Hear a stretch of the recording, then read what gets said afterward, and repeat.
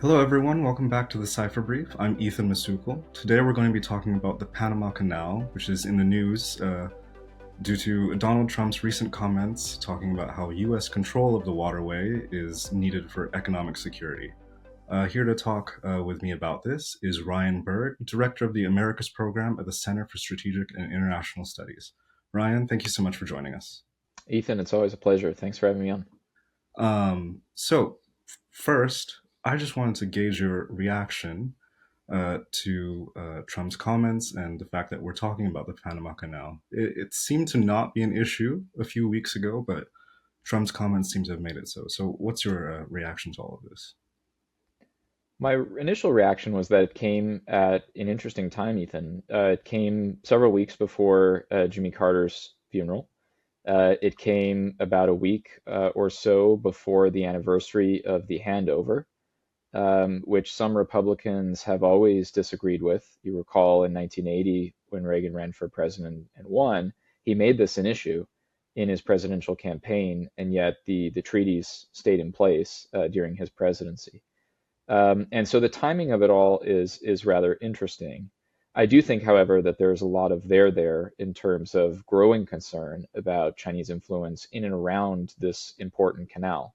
The other reason I would say it's not so surprising that this issue has come up on the radar is that the Trump administration has signaled well in advance that it wants to focus very strongly on the Western Hemisphere as part of its foreign policy recalibration. All of the picks that it's made for top positions as well, I've argued in various pieces before, including one last week in foreign policy. This is going to be in America's first administration. There's going to be a lot of focus on the Western Hemisphere. And if you're having a lot of focus on the Western Hemisphere, I think it makes good sense to go immediately to one of the most critical pieces of infrastructure in the hemisphere, which is, of course, the Panama Canal. To step back a bit, let's just talk about why it's one of the most critical pieces of infrastructure in this hemisphere. Um, of course, it's a critical trade route, and there's also national security concerns around the canal. Can you talk about that? Can you talk about why Americans should care about the canal? Well, Americans should care for the two reasons you've outlined, Ethan. It's first is the commercial importance of the Panama Canal. The U.S. had been looking for an interoceanic canal for a long time before it began building the Panama Canal, which was really a marvel of modern technology at the time. The U.S. is still to this day, more than 100 years later, the largest user of the canal. A significant chunk of U.S. commercial container traffic goes through the Panama Canal. But the other thing that you hinted at, Ethan, was the military dimension.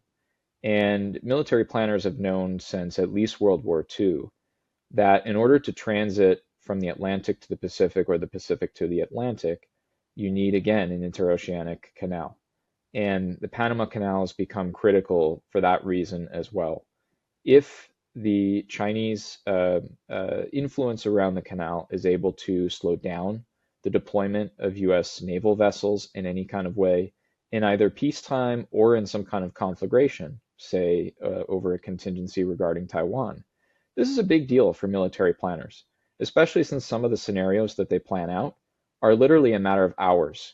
Having different outcomes is a matter of hours between getting battleships to the field and not. So having unfettered access to the Panama Canal, ensuring with 100% precision that U.S. naval vessels will be able to transit through the canal if and when they need to, is very important for military planners who are thinking about, especially these days, Indo-Pacific contingencies with respect to the PRC. Right. And you've already mentioned it a few times. There is this China factor with the canal. So there are several Chinese companies that have projects there. The two that seem to be focused on in media are CK Hutchinson Holdings and Landbridge, which manage ports at the canal's entrances. Can you talk a bit more about the actual Chinese commercial presence there? Yeah, so the two companies you mentioned, and then I'll expand on those as well because there's more. CK Hutchinson is a Hong Kong-based consortium. It has port infrastructure and runs ports throughout much of the world. And previously, it wasn't as much of a concern for the United States when Hong Kong was a separate entity. That concern grew when China effectively took over Hong Kong and, most importantly, subjected Hong Kong to the Chinese national security law.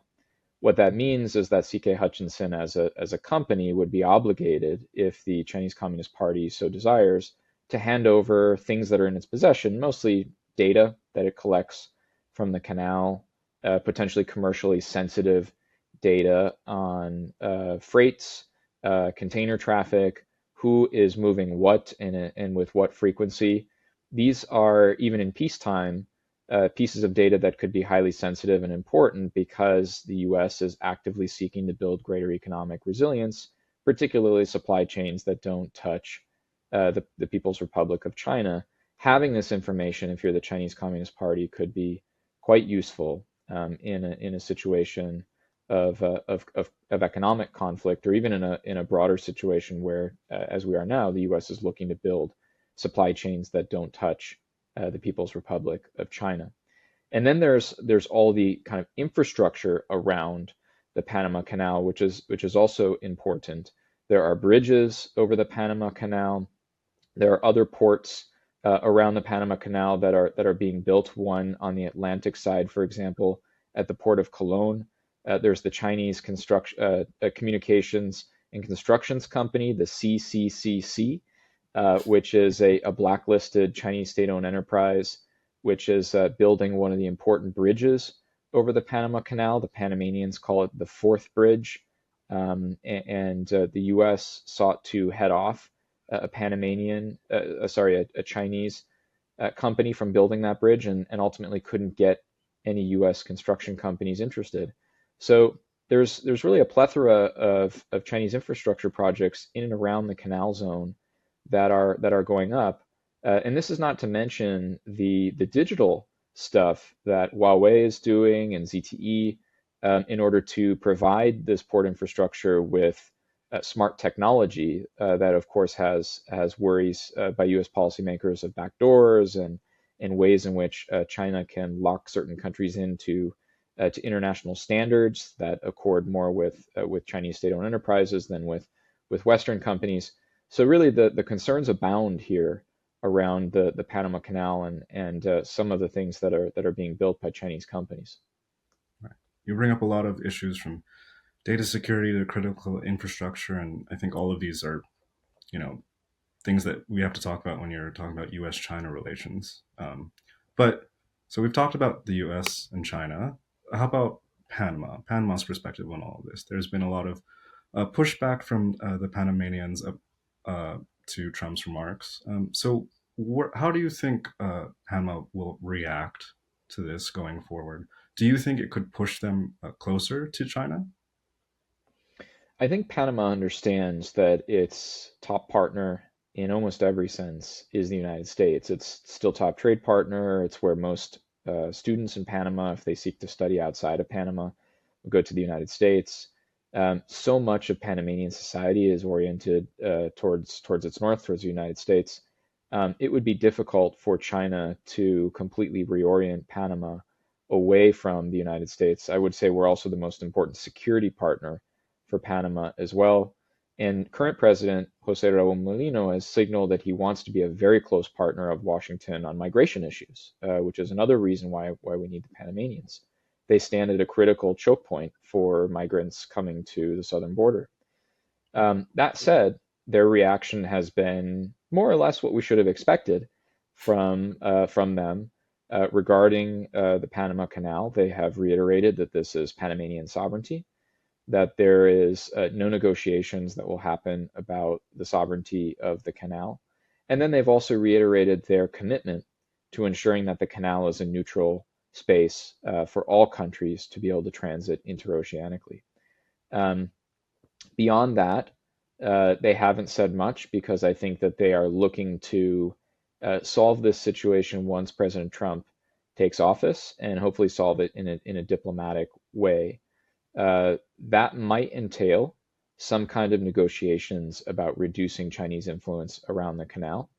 But I highly doubt it will result in the US taking back the canal. Fair. And a final question to you, Ryan. As you said, Trump is taking office next week at the time of this recording. Um, where do you think the Panama Canal is going to land in his agenda? He has lots of issues to tackle on his first day. Well, insofar as the Western Hemisphere is going to be an important thing for an important sphere of influence for Trump in his second term foreign policy, within that, the Panama Canal is a top issue, or maybe the number two issue behind bringing Greenland closer to the United States as well for strategic issues and strategic reasons having to do with the Arctic. So I do think that we are going to hear more about the Panama Canal. This is not over. And I don't think this issue is solved for the incoming Trump administration in any way. The only thing that I would caution is I do think President Mulino in Panama is a very pro-American president. He has positioned himself to be a strong partner of Washington, and I think we should probe that for all that it's worth. We're going to need him on a number of other issues. And so I do sincerely hope that whatever kind of negotiations ensue about curtailing elements of Chinese influence around the canal, that it doesn't rupture the relationship, that we keep a strong strategic relationship with Panama as we've always had in order to pursue other objectives with them as well. And I already mentioned the most important one for President Trump, which is the migration angle. Well, we will see what happens. We'll be watching closely. Ryan, thank you so much for joining us. Thanks for having me, Ethan.